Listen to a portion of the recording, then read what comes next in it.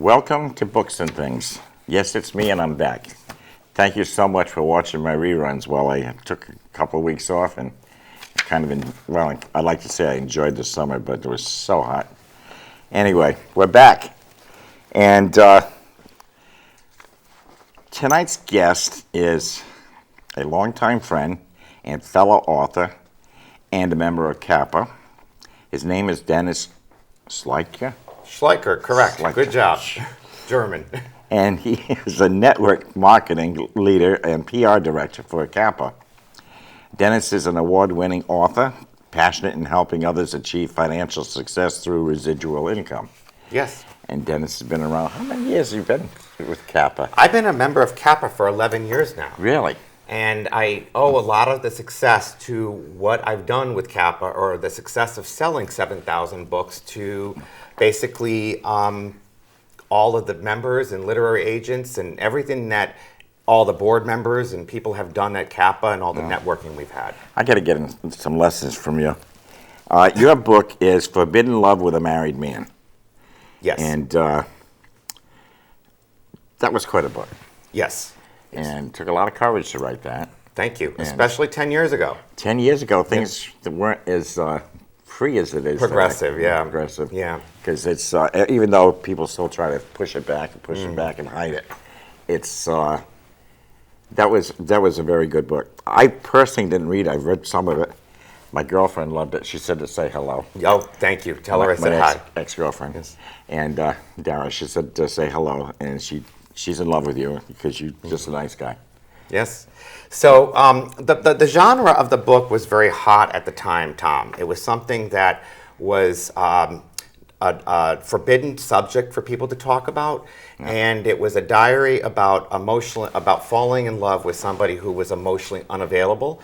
And when I found that more than 3 million women are currently married to a spouse that is secretly living a double lifestyle, I felt that it was important to help educate them and get the word out. So I put it into a diary form, and I had no clue what I was doing. I wasn't an author at the time until I sought help from friends who helped edit the book, and then it went to a literary editor, and then it went to copy editing, and they did all the magic needed to make it successful.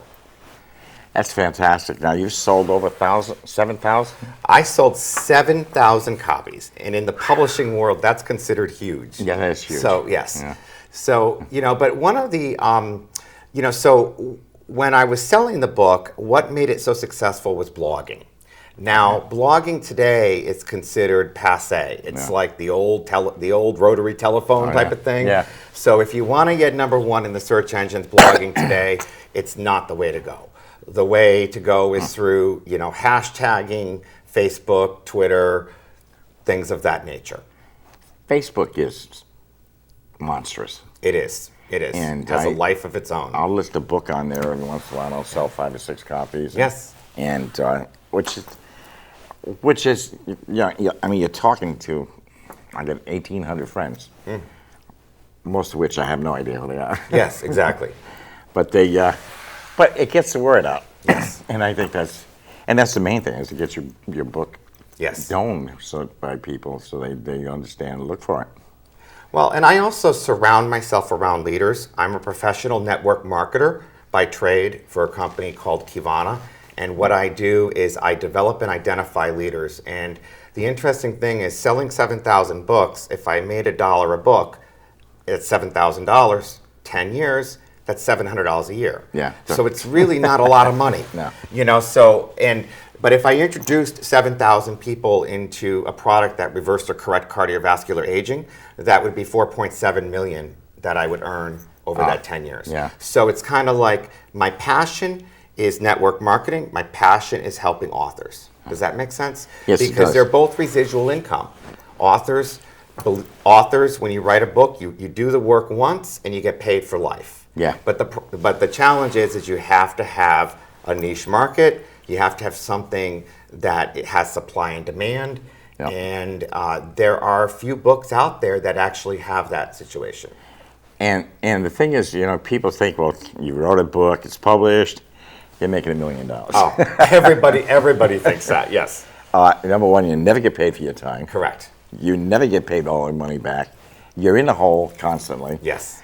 And I just sold a book to a guy, and he said, I'll send you a check, and it's been 2 months, and I still haven't got the check. And plus, I went out to lunch with him, Yeah. and I had to pay my own lunch. That was $15. I lost $20 for the book, plus the cost of the book and my time. Exactly. So Now, I said, thank you very much. Tom, I want to talk about how we met, if you don't mind, Sure. because we met at the Big E, Yeah. which is the Eastern States Fair. It's Which is a great event. the largest fair on the East Coast for agriculture for all of New England. All the state buildings are represented there. And this year happens to be their 100th year anniversary. Yeah.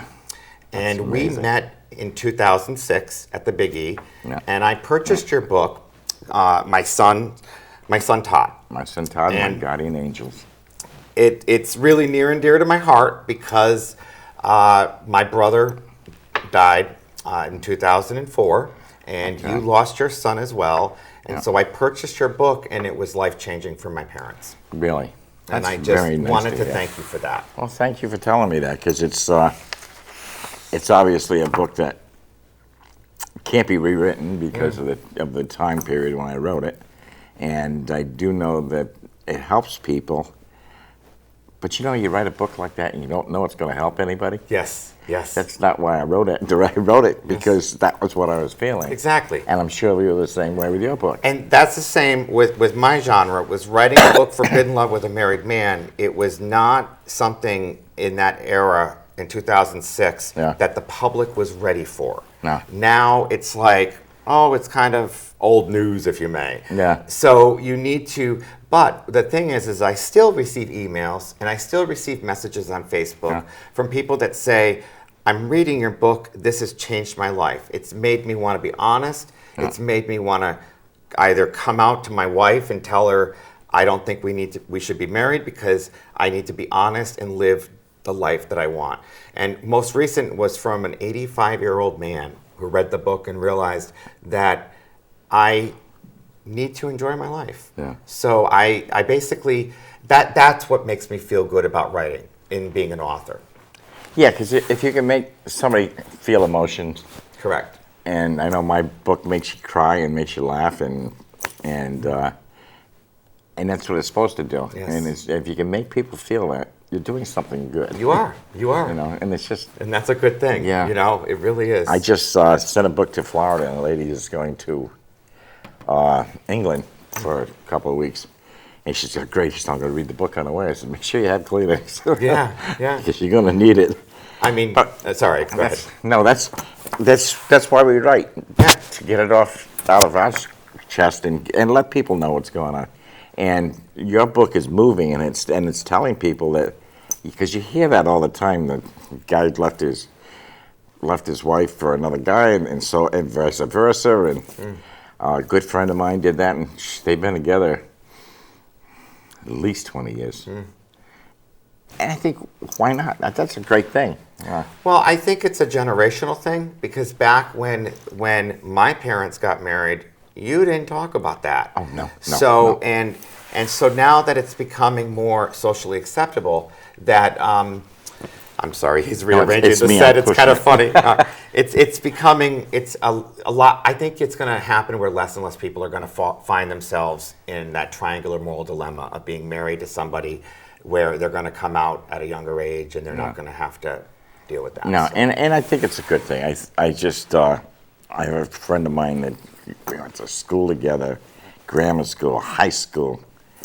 And at the age of 21, 22, he told me he was gay, and I said, "You're kidding." It never changed my feeling about the Yeah. guy. We're still friends. Exactly. And but one of my other friends, when he found out, he never spoke to him again. Wow. And then he went to school with him too. And I thought, how childish and stupid, really. Well, Guy hasn't changed. people don't realize we had a woman by the name of Jen T. Grace speak at the Connecticut Authors and Publishers Association. She titles herself the professional lesbian. And she teaches major corporations like the Marriott, Bank of America, Google, how do you market to the LGBT community, which is a 980 billion, with a B, market, which to me that is huge because it's a lot of people forget about there's niche markets that they can market their products to, or they could sell their books to, and that's something that I think a lot of people forget about. And we have a mutual friend, Trish, who writes she writes the books for Dr. Seuss. Yes, she does. And she's written hundreds of books for Sesame Street, but you can imagine how many LGBT parents there are that read those books as well. Yeah. So, and that's often something that's forgotten about, or people don't know how to market to the LGBT community, and when they do it wrong, and then the LGBT community gets a bad taste in their mouth. So. Yeah. Now, the other thing is that you're on a lot of talk shows. Yes. And a few, quite a few. I know you didn't have a good childhood. Yes. So I was a victim of a very brutal gay bashing in 1989 in my high school. Oh. I was stabbed, and I have the mark right here to prove it. Really? 18 students attacked me. And that catapulted me into first local news, and I wasn't out. I had a girlfriend at the time, and I wasn't out. And then it then went into national news. I was invited on the Sally Jesse Raphael show, and I appeared. The ratings of that show were so high, they asked me to come back a second time. Really? And then Larry King Live from CNN asked me to come on, and it was broadcasted in 88 countries. And I've done Oprah. Joan Rivers, I was on her talk show, Donahue, Geraldo. The circuit just picked it up because I was a 17-year-old that, again, was ahead of his time. Nobody in 1989 was coming out at 17 saying, I was attacked and stabbed for being gay, or accused of being gay, not because I was accused. So it was, again, fire on ignorance, or ignorance on fire. I didn't realize that I didn't realize how brave it was to do that. When people see the shows on YouTube now, they go, my God, you were so brave to do that at that age, at that era, which is... Ignorance is a bliss. It is. It is. You don't know it, and you get in there. That's what I teach people when I, as a networker or as a PR director, is that sometimes, ignorance is the best thing to do, is just ignorance on fire. That's where I wrote my book, Total Ignorance. I didn't know what I was doing, so... Yeah, we both did, right? Exactly, yeah. Exactly. And that's what, that's the way you plot ahead. If you don't know, because if you do know, you say, well, maybe I won't put that in there. Or maybe I won't write that. And next thing you know, you got a little tiny book that doesn't make any difference. Exactly. Yeah. So many people want to be an author, and my advice to them, Tom, is just start writing. Just do it. Yes. And, you have organizations like Connecticut Authors and Publishers. Yeah. You have yourself, which is one of the largest affiliates in CAPA for Southeast Connecticut. You have a huge membership following. You have celebrity authors, and you run an amazing chapter. And thank you. I think that's honorable. You're just happy because you were there to watch the guy walk through the screen door the last time. Yes. Well, and the food. Okay, even if you're not an author, you want to join just for the food because they have lobster, shrimp, oysters. Oh my God. It's like you name it. Yep. It's wonderful. It was a great food. It is. That's our summer meetings where we meet July, August, and June, July, and August. And actually, the woman that Trish, it was Trish's house, yes. The author for Dr. Seuss. The gentleman just walked right through her beautiful screen door, beautiful view of the Long Island Sound. Mystic River. Mystic River was right there, and it was great. Oh, what a night that was. Yeah. And the other poor girl tripped on the stone and smashed her dessert all over the... Oh, jeez, that was horrible. But that was a good night. Yes. We always have good nights. Yes. We try to have fun. And anybody who wants to go to a CAPA meeting, just contact me. And it's the third Monday of the month. Matter of fact, that's coming up 2 weeks, I think. Excellent. I think it's 2 weeks. Excellent. So Tom, the Big E again. I'm going to cycle around to that. Yes. Because it's our 100th year anniversary, and we are actually have the privilege of, we have a close relationship with two wonderful women, Rose and Rhonda, that head up the Connecticut Department of Tourism. And it's their job to support people like us, local authors, and local tourism. And they allow us to have a booth inside the Connecticut building, Right. which I don't know if you are aware, but it's an actual replica of the old State House in Hartford. And the Connecticut building at the Eastern States Yes, Fair. yes, And yes. Beautiful building. it is beautiful. Yeah. And they recently just closed, because of budget cuts in Connecticut, they had to close the actual State House. Yes. So it's basically all we have left right now is the Big E.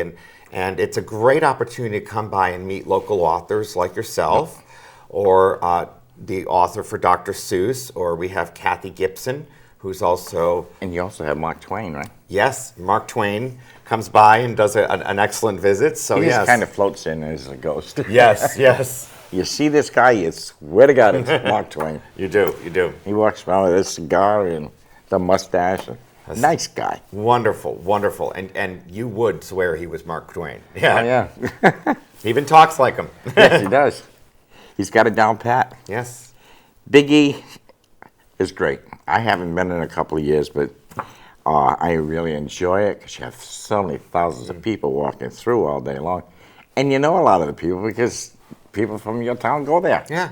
And you see a lot of people. And then on Connecticut Day, they bring in sometimes the governor, otherwise it's... It's the governor, lieutenant governor. Lieutenant They governor. have Lieutenant Vance, who's the state he's state not police. there anymore. Yes, correct. But he was there last year. Oh, was he? So, he may come by Yeah. just as an Nice honorary. guy. Yeah, Nice guy. wonderful, wonderful guy. But they... If you ever get pulled over, you can say you know Lieutenant Vance. Yeah. So. My cousin used to have that job. Oh, really? Yeah, many years ago. Really? My cousin's husband.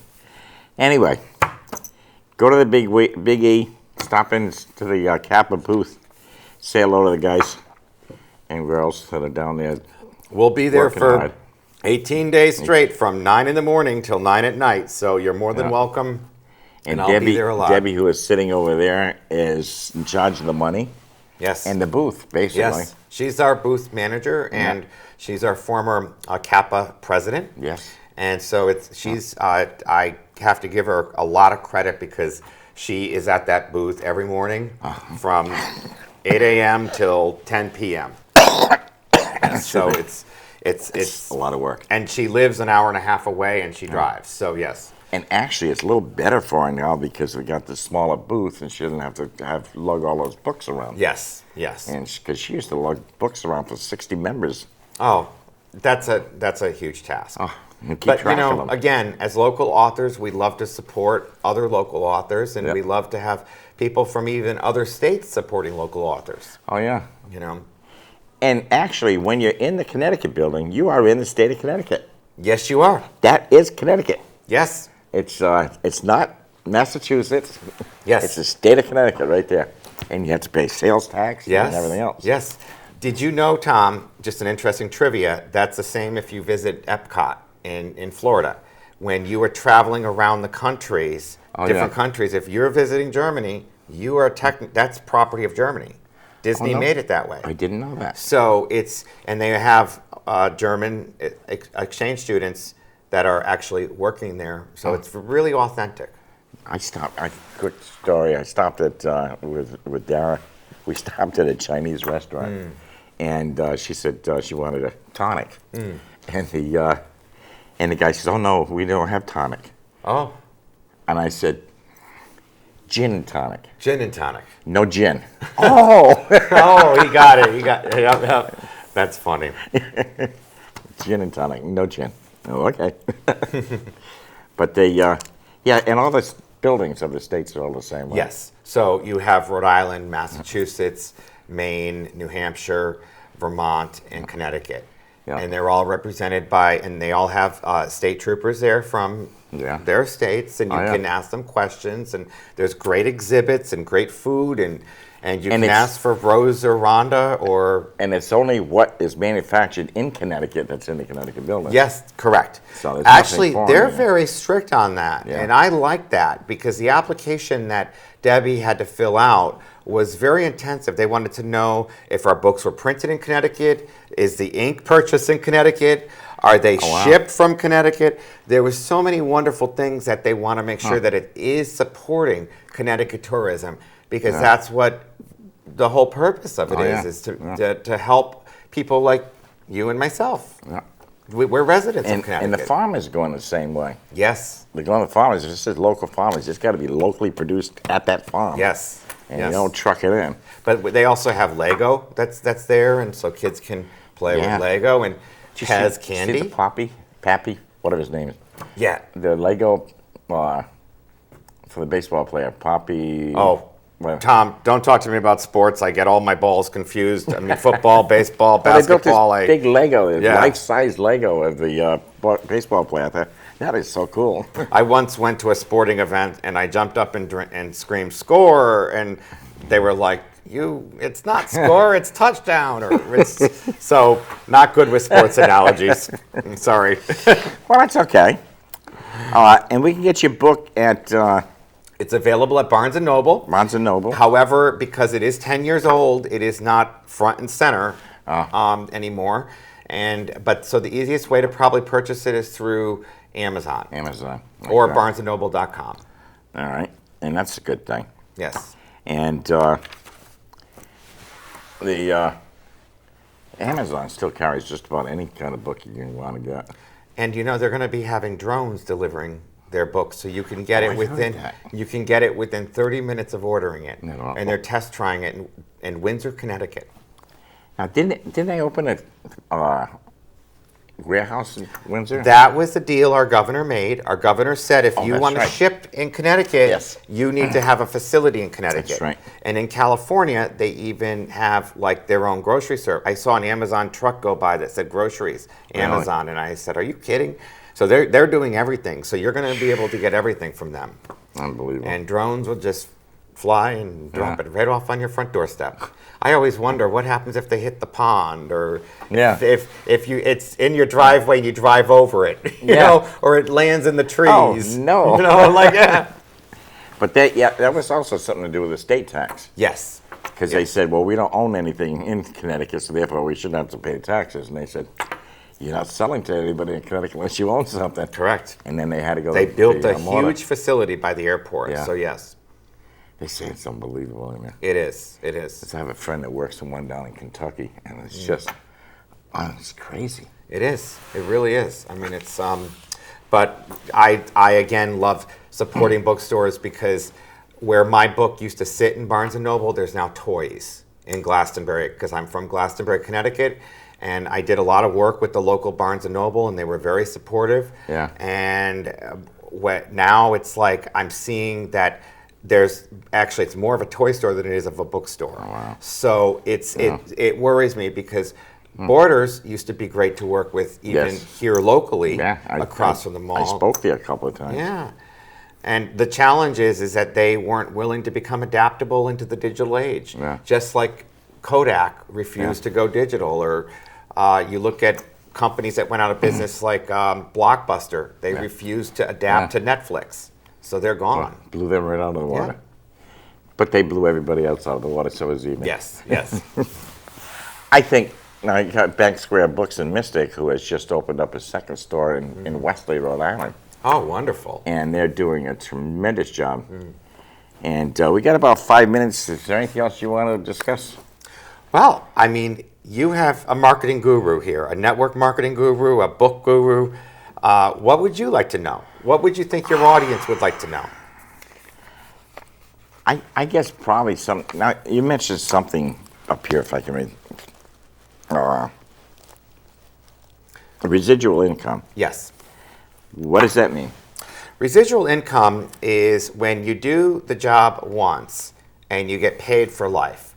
So my mentor, I work with a company that develops we are the breakthrough, or we lessen people's dependencies on pharmaceuticals, where it's all of our products are third-party tested. They're natural. So there's all the mentors I work with have made millionaires in other companies. So they teach me that that you're making money when you've made it in this industry is when you go to sleep and you wake up and you've had money deposited into your account. Yeah. That's residual income. Okay. So authors are residual income. Network marketing is residual income. People that write like Broadway plays. My friend Cyndi Lauper, who I just recently met at backstage and was able to connect with her. Oh, really? She earns residual income from writing or from producing Kinky Boots, which is Broadway's #1 musical. Oh, yeah. And all of her, every time somebody sings Girls Just Want to Have Fun, she gets a paycheck. Yeah. That's Barbara nice. Streisand, same thing. Oh, Yeah, I mean, some of these people making so much money. I know. And it's just not right. Well, I always, people ask me what you do. I say I can show you better than I can tell you. When's a good time? Yeah. So, I think, I know you've been a success doing a lot of things, and you work with hashtags, and I mean, you used to yes, add actually. things onto your website. Yes. So one of the things that I do when I hashtag, and this is something that Rose and Rhonda pick up on, they head up the Connecticut Department of Tourism and economics for the state of Connecticut, is if you hashtag CT visit, they will see it and they will like it or reshare it on the Connecticut Visit Connecticut the page, which I highly recommend everybody to like that page, or the Connecticut building of the Big E. And they're very good for resharing posts that we do as local authors or signing, or even today when they see pictures of us filming this show, I'll put CT Visit, they'll see it, and they'll share it on the government's pages. Incidentally, this show should be on YouTube probably Monday or Tuesday. Excellent. And But it will air, it's 9 p.m., correct? yes, tonight at 9 o'clock on Channel 12, Comcast, TVCC, and another one. That's okay. And so it's on. Just send all your people that you know. I will. And I'll be posting when we leave, so. good. Matter of fact, we're on right now. Yes, we are. We are. And it's got about 2 minutes. It's fun to be back again. And I've had some health issues. I just had to take some time off. This is the unofficial end of summer this weekend. Monday is Labor Day. I'm not sure. Are you supposed to work real hard on Labor Day, or is it day you just take off and do nothing but have picnics? I'm going to not Nantucket, I'm sorry, Block Island. So I'm going to relax. Oh, that's but good. All I need is a smartphone, and I can work from anywhere. Yeah. So Whatever you do it safely. yes, And have a great time. yes. I'm going to sit at home probably. I'm not sure yet. I got a picnic on Saturday. I got free chowder in Clamford is at the VFW if you make a purchase of a beverage, soda, whatever. Tuesdays for the next couple of months is the Farmers Market in Groton at Washington Park from 3 p.m. to 6 p.m. Stop by. We have authors there doing book signings. And it's also this Farmers Market in New London on Fridays at Williams Park.